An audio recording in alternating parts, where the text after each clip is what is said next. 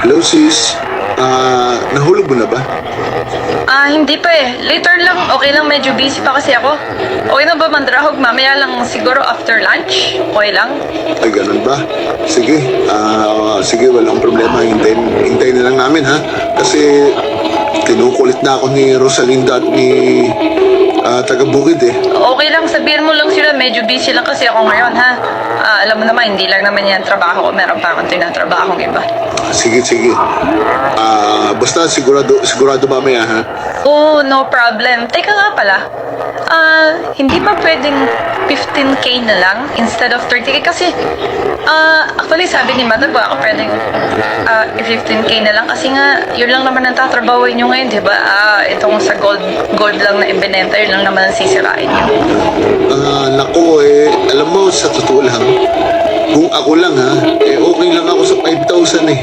Kaya lang si Rosalinda at si taga-bukid hindi talaga sila papayag. Actually, sinubukan ko na nga, sabi ko mga 15K lang, pero ayaw talaga nila pumayag. Gusto nila 10K.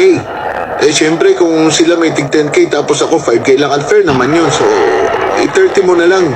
Tsaka, kita mo naman yung trabaho namin. Kita mo naman kung paano namin siraan talaga itong administrasyon dito eh. So, okay na yun, 30. Para sa kanila. Thank you, Be. O sige, 30K. Later lang ha. Ipapadala ko na sa'yo yung Gcash ko after lunch. Sige, puntayin ko ha. Salamat sis. Bye. Okay, thank you, Mandarahog. Humingi ka na naman ng dagdag. Puro palpak naman yung mga vlogger mo. Pasensya na, madam. Ginagawa naman po namin lahat yung mga script na pino-forward sa amin eh. Sinunod naman po namin. Puro nga kayong palpak eh. Puro kayo hingi ng budget, wala naman nangyayari. Ilan ba hawak mo na class A? Wala po akong hawak na class A. Puro class D lang po. 20 na troll. Sino-sino yan?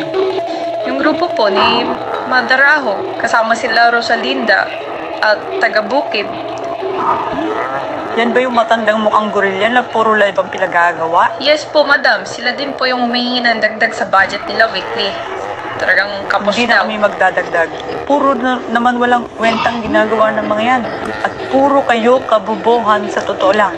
Puro kayo palpak. Ang sakit naman magsalita, madam. Masakit ba? O masakit na ang bulkan? Sa totoo lang, nag-aabono na nga ako sa Wala sarili akong kong pera. Dahil sa kahingin nito si Madaraho Wala na ito. akong pakialam at problema mo yan. Napakabobo ng mga kinuha mo. Ay, nagsasawa na rin po ako, madam. Ganito na lang. I resign. Starting today. And remind lang po kita, record din to pag-uusap natin. Shit! Pinatayin ako.